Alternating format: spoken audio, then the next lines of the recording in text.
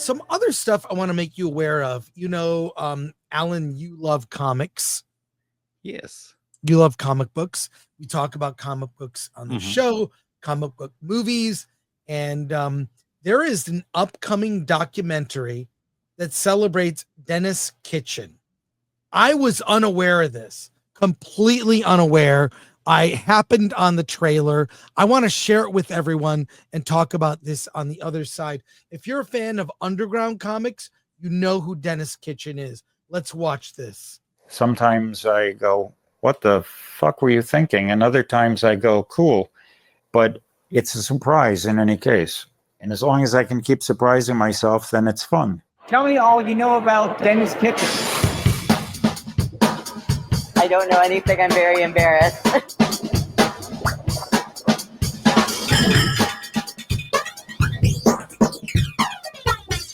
I know the myth around Denis Kitchen, like this legendary cartoonist from the underground movement, like alongside names of Robert Crumb and Harvey Pickard. Comics are a great medium to expose a lot of hypocrisy and things like that. That's a lot of fun. You really want to start with the foundation of the Comics Code in 1954. The code allowed them to sell things without having to deal with angry parents. It really emasculated the whole comic book industry. Comics were being censored, and the stuff that was, to me, the most interesting to read was the stuff that was getting squashed. It didn't begin with Friendly Franks, and comic censorship was not going to end with Friendly Franks. I called it the Comic Book Legal Defense Fund.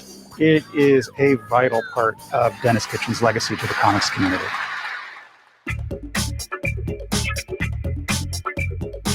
Welcome to the Valley of the Dolls. If you don't like it, I get it. It's very hard to find a publisher. There are one or two who are fairer than others, but for the most part, these are a bunch of pretty exploitive sons of bitches. There is a lot of hate out there, and these comics can show, one, that you're not alone, and two, there are lots of great stories, and three, you can tell your own stories. Art always wins. Art always comes out on top. The whole point of the underground was to liberate content and to allow creators to own their material, which seems so basic, but it wasn't basic, and it still isn't basic. Losing the Girl, as far as I know, is still banned in Katy, Texas, and who knows where else. The Karen army is out in full. God damn it. Denis was one of the most ethical people I've ever known in comics or anywhere else. His word was his bond. Hey, wait a second, guys. I am not done yet.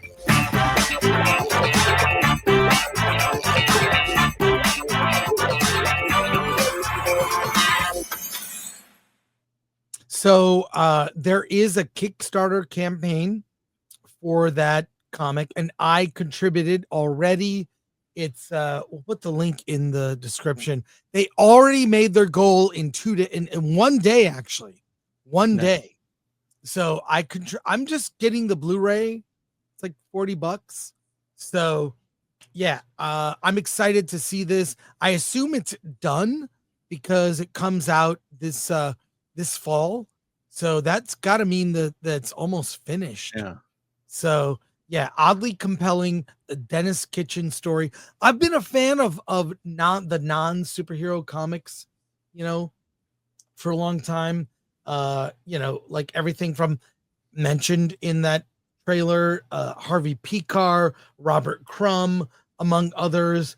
So, and Kitchen Sink Press was at the forefront of that. So, and just the Comic Book Legal Defense Fund that helps, comic shops that have people coming after them is a great thing. So that I can't wait for this doc. And the trailer looks good.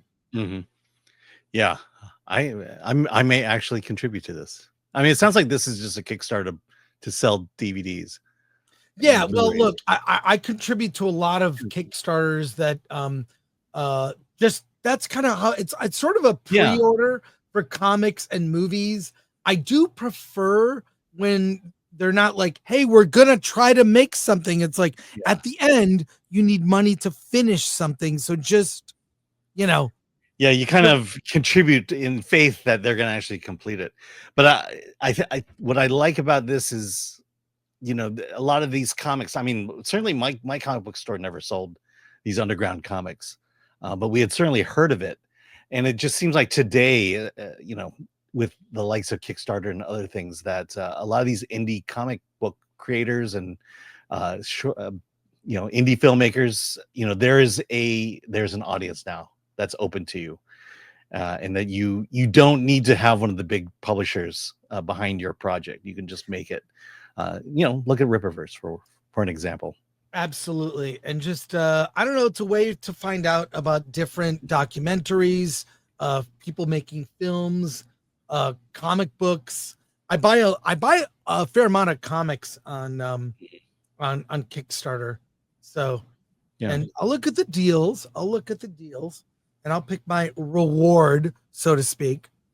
Yeah.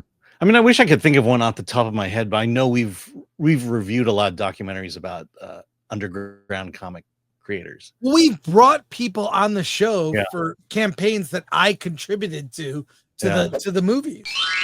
69. So I like that. I love that. Hey, I've been in that position myself.